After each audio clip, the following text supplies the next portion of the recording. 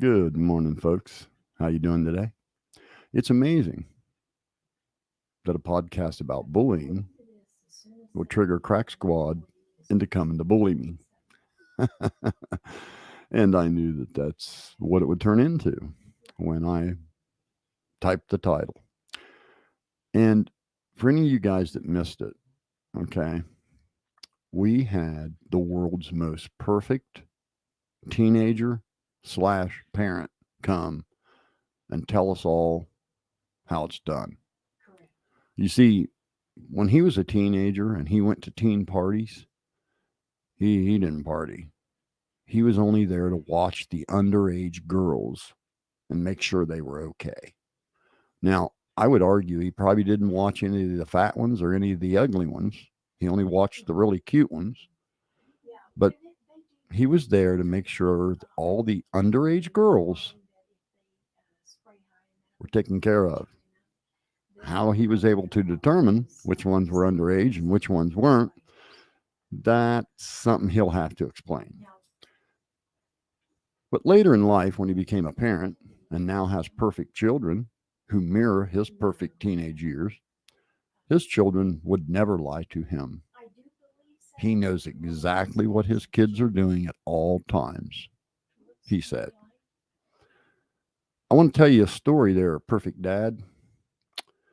When I was in middle school, eighth grade, well, actually, the summer break between seventh grade and eighth grade, I began to date or go steady with the woman I eventually married and had two children with.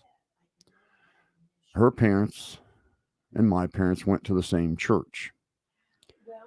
And as soon as the Sunday Mass was over, we had a 1 hour fellowship session. Okay. And the grown ups would be upstairs, and the kids would go downstairs to the youth center and have their fellowship hour. And me and her, at the age of 15, would go have sex in the back of her parents' car out in the parking lot. Perfect Dad. And I can guarantee you that her parents don't know that to this day. They think she was a perfect angel, never did anything wrong, and was just downstairs at the youth thing reading the Bible and baking cakes and all that stuff. Buddy, your kids are not immune to lying to you the same as every other teenager. When they tell you they're going to the movie, they're actually going to a huge party where there's 400 other teens. And no, there are no grown men there to make sure the underage girls are okay. They're there hoping to hook up. Now, a lot of the girls there are there hoping to hook up. You know, my podcast is about reality, not feelings. My podcast is about facts that can never, ever, ever take a back seat to feelings. Facts do not care about your feelings, and nor should they ever.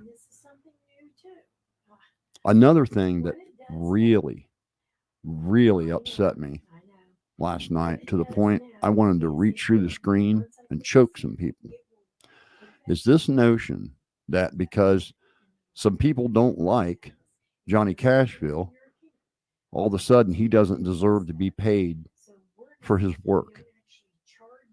You see, let's tell the story. Let's say I am gonna flip houses. I'm gonna buy a crappy house and I'm gonna remodel it and flip it for a profit. And I hire Adam Calhoun and Ryan Upchurch. Ryan's gonna do the outside, Adam's gonna do the inside for me. And they do a bang up job.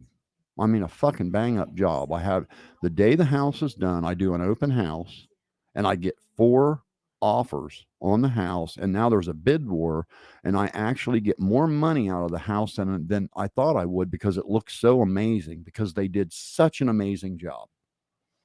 that it is now the best looking house on the market in that area. And the house sells right away for literally 2/3 higher than asking price. And Ryan Upchurch and Adam Calhoun come to get paid for their excellent work.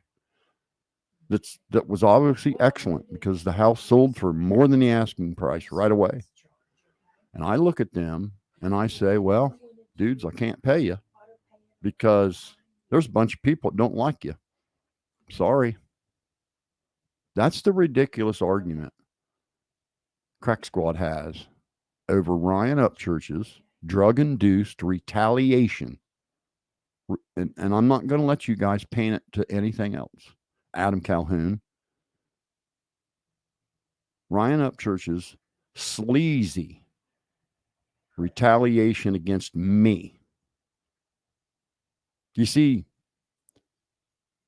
apparently, Johnny Cashville was owed royalties for 6 years, clear up until the day he defended Xana May,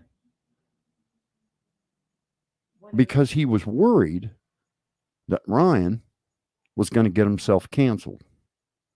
And he loves Ryan like a brother. So he said to Ryan, this girl's real. Xana May X is military. Dude, you got to stop this. You're going to get in trouble. I love you, brother. I don't want to see that happen. That's what Johnny Cashville's guilty of in this case. I knew, and this was a shock to me. It really was, because I first got talking to Johnny Cashville way back. There was an artist that was trying to sue Ryan for messing up a painting. And Johnny Cashville was like making videos, roasting the guy and making fun of it. And I had traded some comments with him and we got to talking. And I found out he was into music and all that. You know, we kind of had some shit in common and we just became friends out of it. Okay. Not like friends where we're like, you know, rubbing butts, but, you know, hi, how you doing? You know, that sort of thing online. And throughout that journey, of all the other people that Ryan roasted, and Johnny was taking Ryan's side, and I was doing it too. Not one time did he ever mention being on a Ryan Upchurch record. I had no fucking idea. Did not know. And I mean, I knew that he had been on a tour with some dudes that he was performing with, and Ryan Upchurch performed as well. And I thought that was the relationship between them, that they had just happened to be on the same ticket a couple of times, him and his people and Ryan and his people. I didn't know that they did a record together, and a record that just happens to be his 3 best-selling ones, by the way. And I have never heard Johnny Cashville say a negative word about Ryan Upchurch. And I've put out a $500 reward for anybody that can catch me in a lie. Nobody's came to collect it yet. I gave a $1,000 reward, cash app, live, immediately. If you can bring me a screen cap of Johnny Cashville saying something crappy about Ryan or his mom anywhere on the internet, not just on YouTube, but anywhere. Nobody's came to collect. This is pure retaliation against me, and it's the sleaziest crap I've ever seen. So I got a video I want to share with you guys, and then, you know, we'll get on with our day and have a good day. Maybe we'll have some hypocrisy to respond to later, but I want you guys to understand something. I have 2 hours and 14 minutes of pure drug-induced madness. This is just a small sample, just a twinge of the nonsense that's been put out there. So with that being said, enjoy the movie.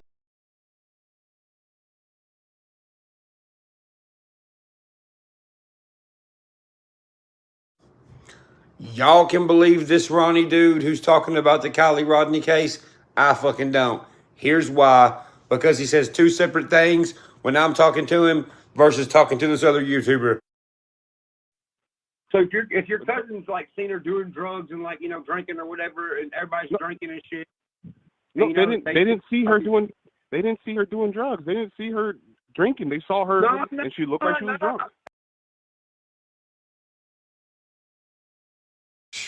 Man, I'm glad that I'm me, you know? Look at all these illiterate, stupid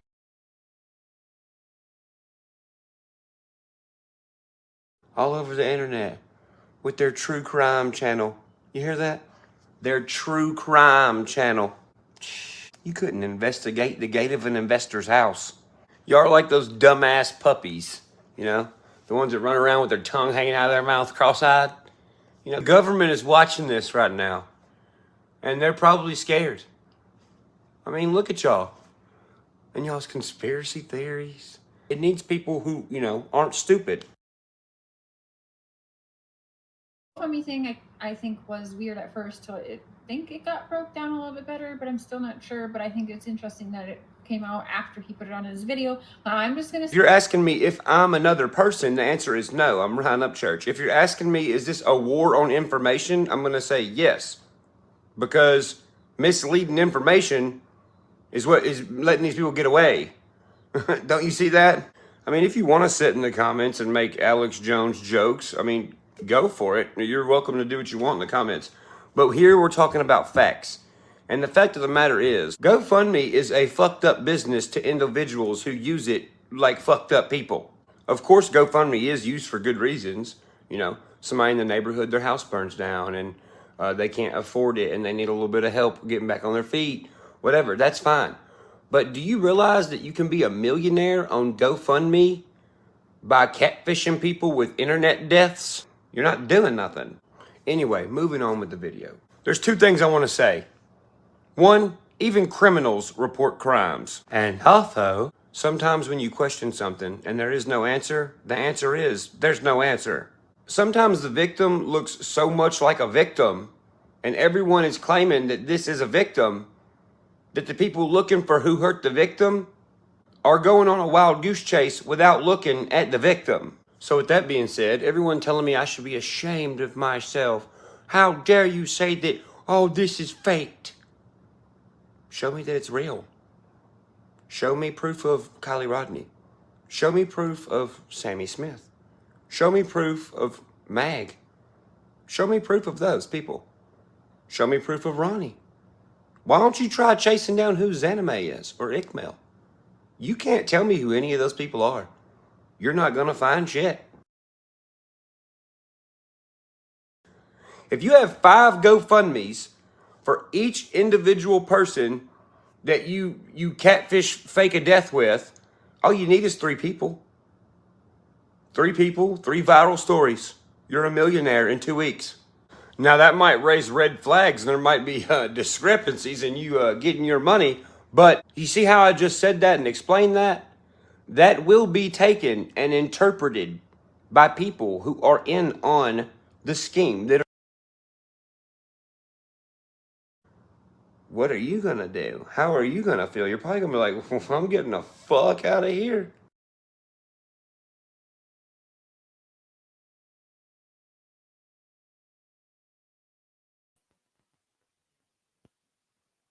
Well, and there we have it. There we have it. Hope everybody has a good day. I got a lot going on today. Maybe I'll get some like cool video what's happening. Yeah.